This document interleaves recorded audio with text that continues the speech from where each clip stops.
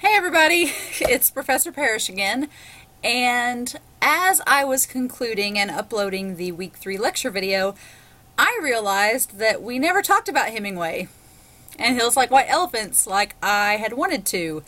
I get a little concerned when the videos start to get long, and so I try to wrap them up by the end of the chapter, and we were getting past the 45-minute mark on that video, so I stopped it, but forgot to talk about Hills Like White Elephants. So that is what this video is for. So you all turned in your reading response number 1. They have been graded, they've been turned back in, and I want to talk a little bit about the story because I picked that story for this semester, for this fiction unit, for a reason.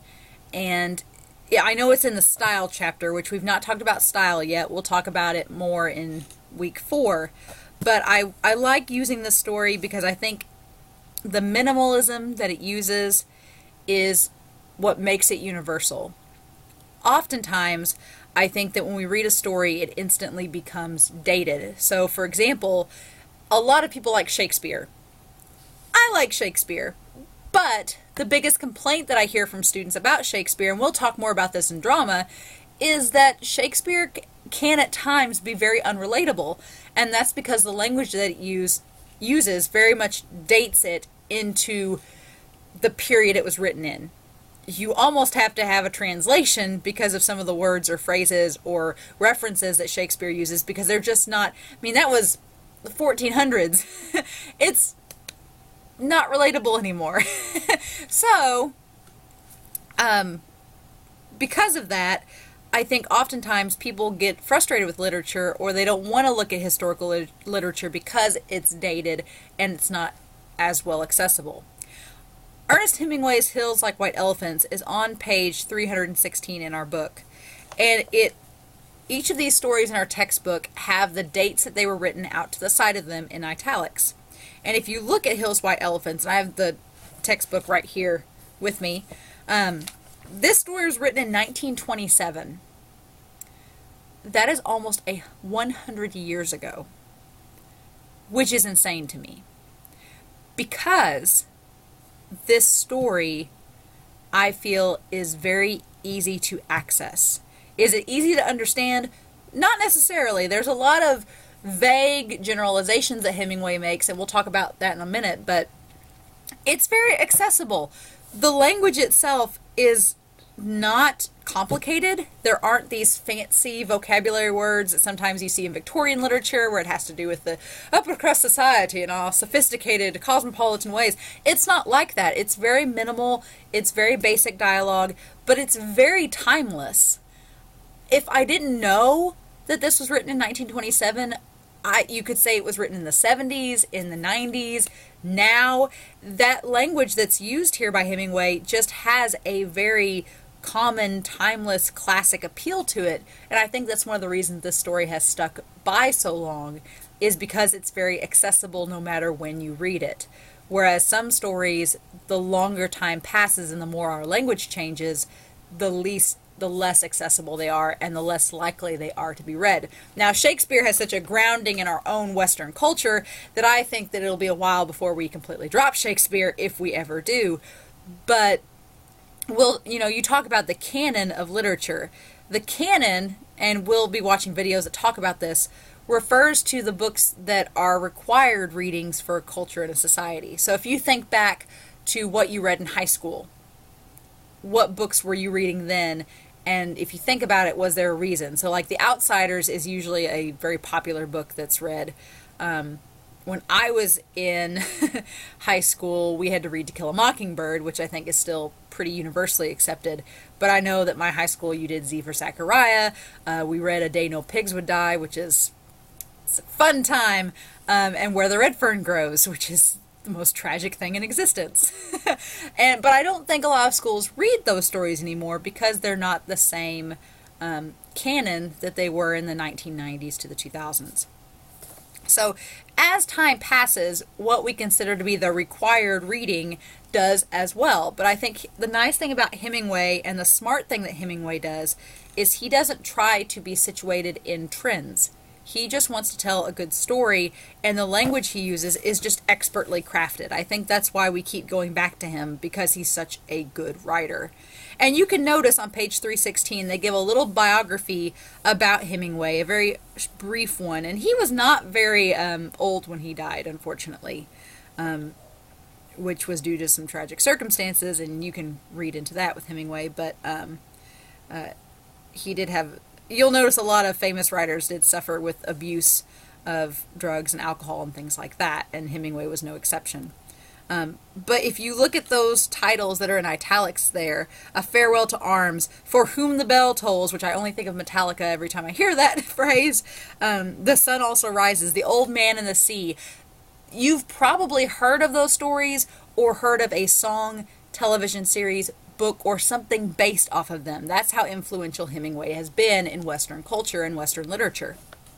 And I like Hills Like White Elephants because it's short, it's minimalist, but there's so much to unpack here. And that's kind of what I want to briefly talk about with you all. So the questions that were asked in our book, the reason why I'm not posting this until just now is because I didn't want to give away any answers to somebody that was watching this last minute. Was like, oh, I got time to change my answers. No, the assignment's over, so that's not going to be affected. But for the most part, I think everybody did really well on the questions. I think the only one that I wanted to hear more about was number 2 in our book on page 320. And I realize the question isn't just asking about the hills, but it's really about the hills. That's really what this story is about. And so, going through this story, it's very evident that this story is sort of an exception. It is very much a style and theme over other elements. Up until now, most of the stories that you've probably read or that we've encountered in our textbook have had the required elements. So they've had plot, character, and setting. And then the point of view, the symbolism, the theme, and style have all been rather secondary and kind of the little smaller attributes of the story. Hemingway is very much devoted to theme and style in this story. Characters? The man has no name. The man has no name, and the woman is only referred to, aside from being a woman, by her nickname, which is Jig. That's it. That is all we know about the characters. Not what they look like. Just, it's a man and a woman whose nickname is Jig. They are by all means flat characters. And we've talked last week about rounded characters and how they need to be three-dimensional and have background and personality. That's not the case in this story. This story is very much, it's just a man and a woman on a train. Setting? We aren't given any definite setting. The only thing that we are possibly told is the hills across the valley of Ebro. And that they're near Spain. Because they're going to Madrid, which is in Spain. That's all we know. And there are hills that look like white elephants, so snow-capped hills, probably. That's it. And it's on a train, and there's a bar on the train. That's it. And the plot is they're on a train headed to Madrid, and they have this conversation. And that's it. It's extremely minimalist, and if I told you the setting, character, and plot elements, you'd probably look at me and go, how is there even a story to make out of that? The thing is, there is a story to make out of it, and that's what this whole conversation is. When I talked in week 2 about the idea that my creative writing instructor would have us go and eavesdrop on people and record their conversations, that's very much what this feels like. This feels like Hemingway sat down on a train, listened to 2 people talk, wrote down their conversation, and just made it a story. Because it has lots of vague attributes, there's lots of sentences and things that don't really lead anywhere, it's very choppy, it's like people just kind of like being very short with each other back and forth. And if you've ever been on a train or been on a trip or been next to other couples or people, you've probably seen that interaction where, especially if there's a tension or something between the two that's not good, everybody gets very terse and very quick and snippy with their conversation. And that's what Hemingway kind of captures here in this. But the symbolism, that's what this video is all about, because it's very subjective. Hemingway doesn't come out right and say anything. He leaves a lot to the imagination, such as the ending. We don't know what Jig ends up doing. It's not told to us. You think that she's going to accept the idea of what's about to happen to her, but you don't know. You may think that she's going to leave this guy, but you don't know. You aren't given any answers. You're just given this scenario, and you have to piece together what you think will happen.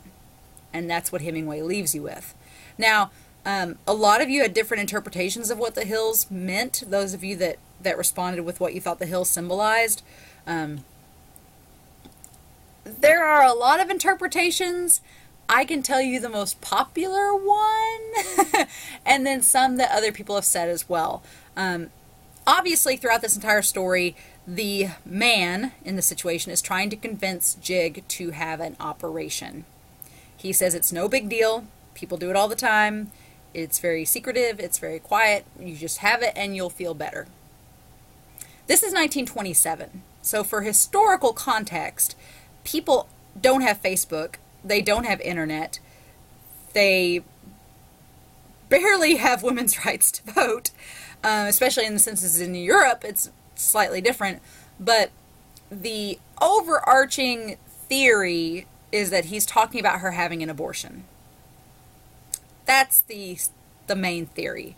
Because of the way he describes the operation and the historical time period it was happening in, people that had abortions, it was very, you didn't talk about it if you had it done.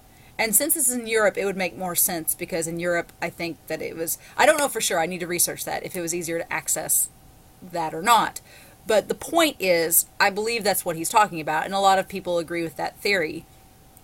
And she is highly uncomfortable with this situation. And I've had some students say, oh, well, they're drinking in the story. If she was pregnant, she shouldn't be drinking. And I'm like, well, this is also 1920.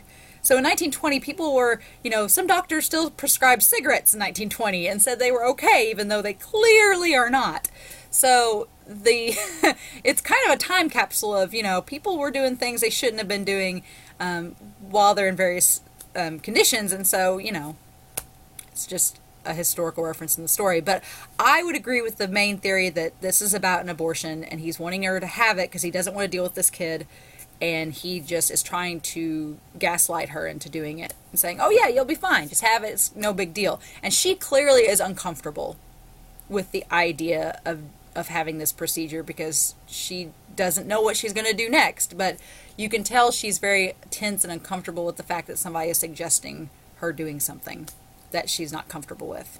So that's what I think it is. And the hills like white elephants refers to the elephant in the room, which, if you think about this is a pretty revolutionary story in the 1920s, because Hemingway doesn't come out and say that's what it's about, but if it's true, then that's a pretty bold story to be telling. And his use of symbolism and style would make it come across as not overt in thinking that's what they mean, so he could get away with it. Now, I don't know if that's what it's about. That is my tinfoil hat theory, and a lot of other people agree with that. Some people think it's just an operation. It's just a procedure that she doesn't want to have done, and he's trying to persuade her into doing it. There's a lot of different theories. And so it's kind of left to your interpretation, but either way, the just raw tension and uncomfortable attitude surrounding the story is what stands out for me. The fact that these two people are having a very realistic conversation and having realistic outcomes. Their problems don't get solved in one train ride conversation that lasts 3 minutes. We see so many stories where things are instantly resolved, where it's like we have a conversation, we resolve it, we move on. And sometimes it seems almost forced, or it seems like it's not what really would happen. This story very much feels like a conversation that would really happen. These two people are being passive-aggressive. They don't want to directly confront each other, so they're just throwing these vague he said, she said back and forth at each other, and then by the end, nothing is resolved. They are still back at square one where they were before, and she's still questioning what she's going to do, and he's still worried about what choice she's going to make.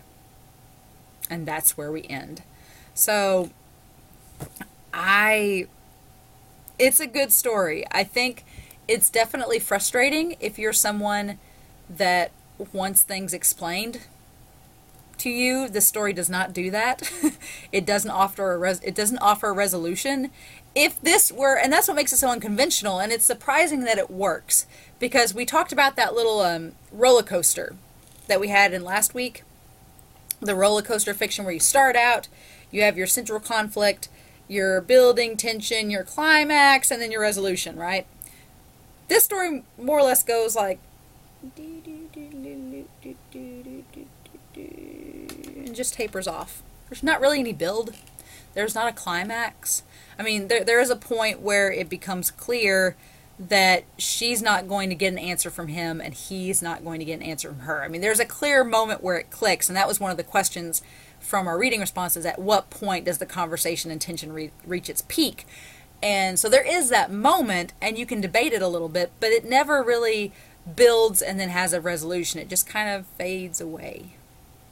And I like that because it's something different. It's not, I think sometimes we get too accustomed to stories being sort of cookie cutter, and we're like, oh, I want something out of the mold, something that's different. And this is definitely that. It definitely presents itself in a new fashion, which is funny because it's almost 100 years old. But yeah, I really like the story. I hope that you all at least found it curious or interesting. I know that this story is not for everybody, and Hemingway, any author, is not for everybody. But I think Hemingway is universally praised for being a good writer because he does do things that are different and stylistically unique, but are still timeless and classic and hold up almost 100 years later. So that is our discussion of Hills Like White Elephants. I wanted to go over that symbolism with y'all, talk about the story. We'll touch back on this next week in week 4 when we go over style and theme. But if you all have questions, please watch the week 3 lecture video as well. I know it's long, but we go over a lot in it, especially the outline assignment and chapters 5 and 6. So if you have questions, let me know. But otherwise, have a great week, and I'll talk to you soon. Bye.